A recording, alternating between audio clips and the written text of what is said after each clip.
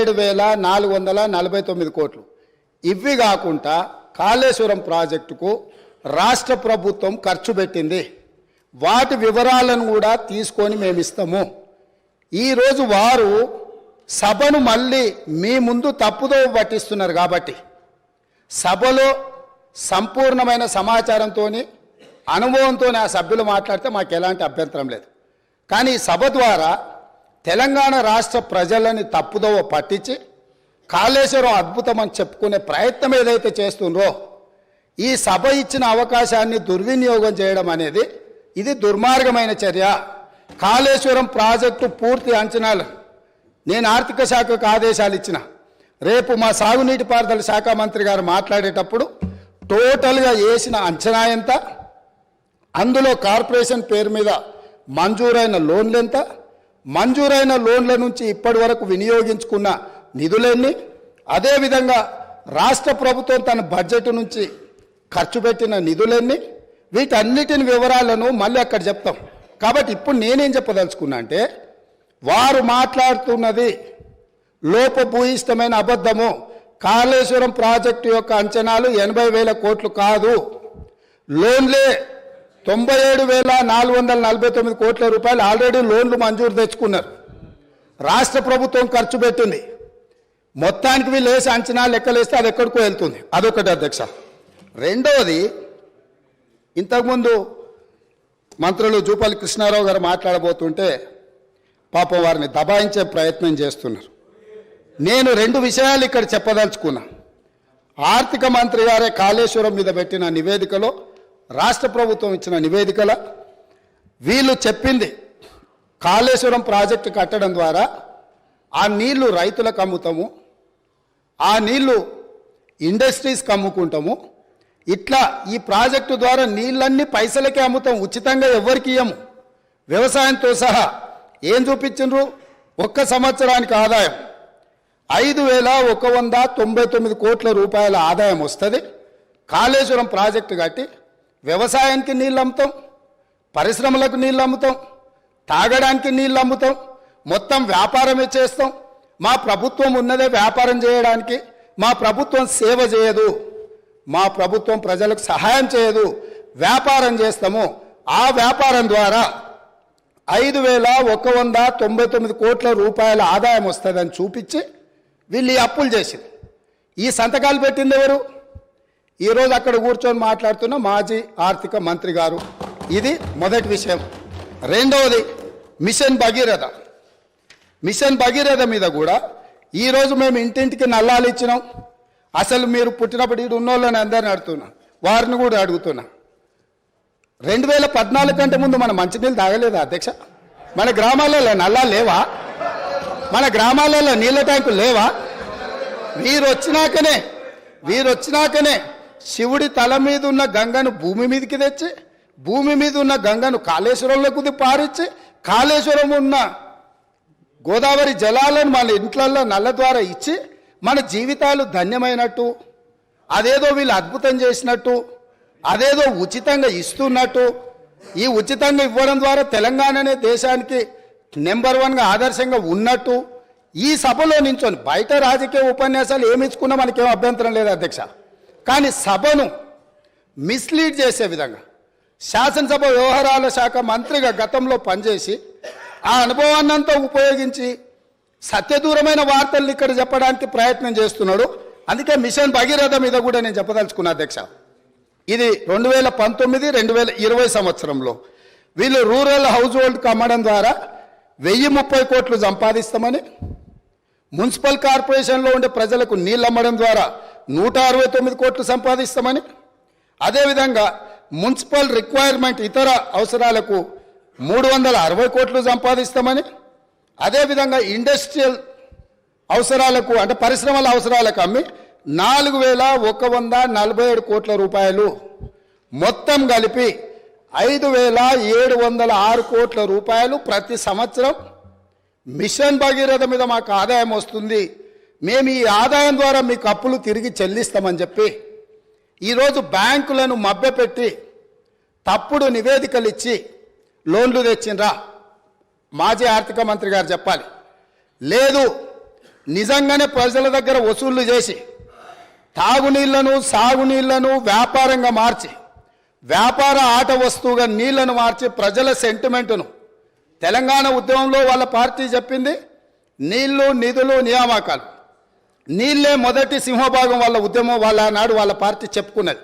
ఆ నీళ్ల ద్వారా వ్యాపారం చేసి దాదాపుగా ఒక్క కాళేశ్వరం ద్వారానే 5,199 కోట్లు, మిషన్ భగీరథ ద్వారా 5,706 కోట్లు, అంటే 10,800 కోట్ల రూపాయలు రైతులను పేద ప్రజలను ముక్కువిండి వసూలు చేస్తామని ఈ నివేదికలు ఇచ్చి అడ్డగోలుగా 1,000 కోట్ల రూపాయల అప్పులు తెచ్చి ఇప్పుడు ఈ అప్పులను బయట పెట్టినప్పుడు అవును మా చేతగానితనం వల్ల మా నిస్సహాయత లేకపోతే అవగాహన లోపం వల్ల ఈరోజు ఇట్లా తప్పు జరిగింది కాబట్టి దీన్ని సరిదిద్దుకోవడానికి ప్రధాన ప్రతిపక్షంగా ప్రభుత్వానికి సహకరిస్తామని ముందుకు వస్తాము అని మాట్లాడాల్సిన విషయాలను పక్కన పెట్టి ఈరోజు దబాయిస్తున్నారు. ఇంకొకటి అధ్యక్ష, ఇంతకుముందే వారు మాట్లాడుతూ తెలంగాణ టీఎస్ఐఐసి ద్వారా ఏవైతే లోన్లు ఉన్నాయో వాళ్ళే కట్టుకుంటారు, మాకేం సంబంధం లేదు అని, అసలు మేము కట్టాల్సిన పనే లేదని మాజీ ఆర్థిక మంత్రి గారు ఇదే సభలో అక్కడి నుంచో చెప్పింది.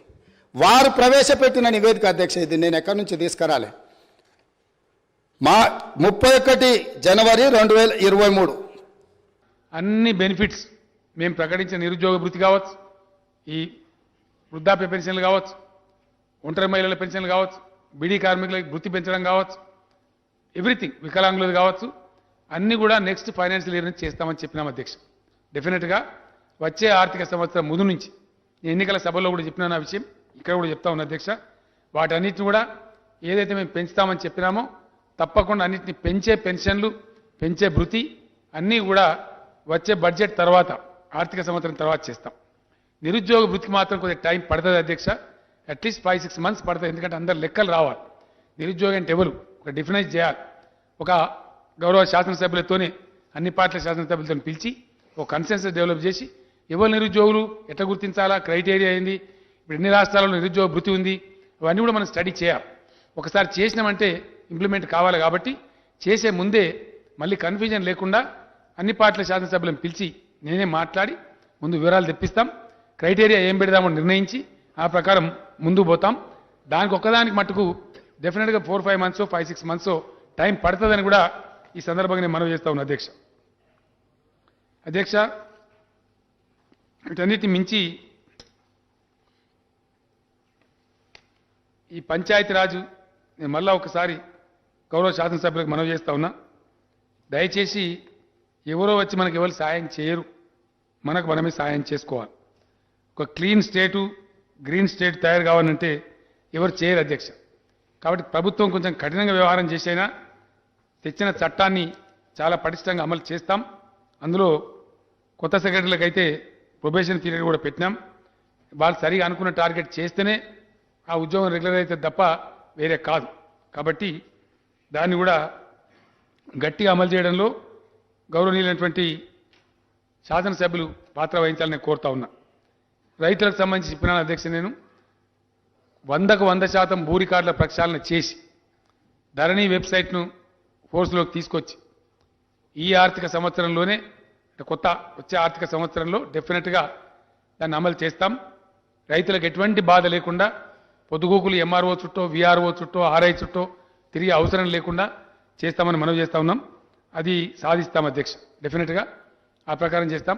రైతు బంధు కూడా వచ్చే ఆర్థిక సంవత్సరం నుంచి ఖచ్చితంగా పెంచుతామని ప్రామిస్ చేసినాం. 4,000 per acre పర్ క్రాప్ ఉంటే దాన్ని 5,000 చేస్తా ఉన్నాం. అది కూడా ఇంప్లిమెంట్ చేస్తామని మనవి చేస్తా ఉన్నాం అధ్యక్ష. మిషన్ భగీరథ దేశంలో ఎక్కడ లేనటువంటి గొప్ప అపురూపమైన పథకం, చాలా సంతృప్తి ఇస్తున్న పథకం. ప్రజలు కూడా దీన్ని బాగా అప్రిషియేట్ చేశారు అధ్యక్ష. దీని టార్గెట్ మొత్తం ఆవాస ప్రాంతాల అధ్యక్ష, గ్రామాలు కాదు, చిన్న చిన్న తాండాలన్నా గోండుగూడాలన్నా అక్కడ కూడా తీసుకుపోవాలని చెప్పినాం. మొత్తం ఆవాస ప్రాంతాలు రాష్ట్రంలో 23,968 అధ్యక్ష. 23,968 ఆవాసాలున్నాయి, హ్యాబిటేషన్స్ అంటాం ఇంగ్లీష్లో, ఆవాసాలున్నాయి. మున్సిపాలిటీలు కొత్తవి పాతవి కలిపి 142 ఉన్నాయి అధ్యక్ష. వీటికి మొత్తానికి నీళ్ళు ఇవ్వాలని సంకల్పించినాం. ఇది బాగా ప్రొవిజన్ కూడా 40 ఇయర్స్ ఫ్యూచర్ పాపులేషన్ గ్రోత్ను కూడా పరిగణనలోకి తీసుకున్నాం. ఇందులోనే పారిశ్రామిక అవసరాలకు కూడా 10% వాటర్ పెట్టినాం. కాబట్టి ఈ స్కీమ్ ఇంప్లిమెంటేషన్లో ఉంది. ఇది పూర్తి స్థాయి కంప్లీట్ కాబోతా ఉంది. ఈ రోజుకున్న వివరాల ప్రకారం మొత్తం టోటల్ గ్రామాలకు బల్క్ వాటర్ సప్లై జరిగింది అధ్యక్ష. బల్క్ వాటర్ సప్లై నీరు చేరింది అన్ని గ్రామాలకు కూడా. 23,968 విలేజెస్ చేరింది. కానీ అన్ని విలేజ్లు తాగడం లేదు. కారణం ఏంటంటే అక్కడ ట్యాంకులకు ఎక్కియడం, ఆ వర్టికల్ స్ప్లిట్ చేయడం అట్లా కొంచెం జరుగుతూ ఉంది. కొన్ని గ్రామాలు యూజ్ చేస్తూ ఉన్నాయి. 18,612 గ్రామాల్లో నల్లాలు బిగించి మంచినీళ్ళ సరఫరా జరుగుతూ ఉంది అధ్యక్ష. మిగిలిన వాటిలో బల్క్ సరఫరా తీసుకుంటా ఉన్నారు. నేను మొన్న దీన్ని రివ్యూ చేయడం జరిగింది. ఇది 31 మార్చి నాటికి 100/100% పూర్తి చేస్తామని చెప్పి తమని మనవి చేస్తా ఉన్నా అధ్యక్ష. పట్టణాలు కావచ్చు, గ్రామాలు కావచ్చు, బై 31 మార్చ్ ఈ స్కీమ్ కంప్లీట్ అయిపోతుంది. దేశానికే మనం మార్గదర్శకం అవుతాం. దీన్ని బ్రహ్మాండంగా అందరూ కూడా కాపీ చేస్తూ ఉన్నారు. చాలా రాష్ట్రాలు తీసుకొని పోయినాయి. అది మనకు గర్వకారణం అని చెప్పి నేను మనవి చేస్తా ఉన్నా అధ్యక్ష. సంక్షేమ కార్యక్రమాలు చేస్తాం. గతంలో ఎవరు పట్టించుకొని వాళ్ళని కూడా మనం చేసినాం. సంతృప్తి ఏంటంటే అధ్యక్ష, కళ్యాణ లక్ష్మి ద్వారా పేదలకు మేలు జరగడమే కాదు, ఒక సాంఘిక దురాచారం కూడా అరికట్టబడతా ఉంది. బాల్య వివాహాలు చాలా వరకు నిరోధించగలుగుతా ఉన్నాం. కాబట్టి ఆ విధంగా ముందుకు పోతాం. విద్యా వైద్య రంగాలలో కొన్ని మంచి పద్ధతులు తెచ్చినాం. విజయవంతంగా ముందుకు పోతా ఉన్నాయి. అదే స్ఫూర్తి కొనసాగిస్తాం. రెసిడెన్షియల్ స్కూల్స్ పెంచుకుంటూ పోతాం అధ్యక్ష. రెసిడెన్షియల్ పాఠశాలలు పెట్టడం ఉన్న ఉపాధ్యాయ సంఘాలకు కొందరికి ఇష్టం లేదు. అయినా కూడా మేము ఖచ్చితంగా దానికి ప్రాధాన్యత ఇస్తాం. రెసిడెన్షియల్ పాఠశాలలు పెంచుతాం. ఈ ఉన్నత విద్యలో ప్రైవేటు వ్యక్తుల భాగస్వామ్యం కూడా కొంత చేయాలని పిలుపొస్తా ఉంది. దాన్ని కూడా ప్రైవేటు విద్యా సంస్థలను ఏ స్థాయి వరకు ఇన్వాల్వ్ చేయవచ్చు. ఎందుకంటే ఫీజు రియంబర్స్మెంట్ ఎట్లా ఇస్తా ఉన్నాం. వాళ్ళు కూడా పటిష్టంగా పనిచేసే పని అయితే రాష్ట్రంలో ఉన్న ప్రైవేటు విద్యా సంస్థలను కూడా మనం నిర్లక్ష్యం చేసే పరిస్థితి కాదు అధ్యక్ష. ప్రభుత్వానికి సమాంతరంగా వాళ్ళు కూడా పాఠశాలలు, కళాశాలలు, అనేక విద్యా సంస్థలు నడుపుతా ఉన్నారు. మరి అందులో లక్షలాది మంది నిరుద్యోగులు ఉపాధి కూడా పొందుతూ ఉన్నారు. అక్కడ కూడా క్వాలిఫైడ్ టీచర్నే పెడతా ఉన్నారు. దాని నిబంధనలు కఠితరంతం చేసి ఆ ప్రైవేటు పాఠశాలలు, కళాశాలలు వాటి భాగస్వామ్యం కూడా ఏ విధంగా తేవచ్చు, వాళ్ళు కూడా రెసిడెన్షియల్ పాఠశాలలు నడపడానికి ముందుకొస్తారా, అది వారిని పిలిచి నేనే స్వయంగా చర్చ చేస్తా అధ్యక్ష. ఆ విధంగా ముందుకు పోతామని మనవి చేస్తా ఉన్నాను.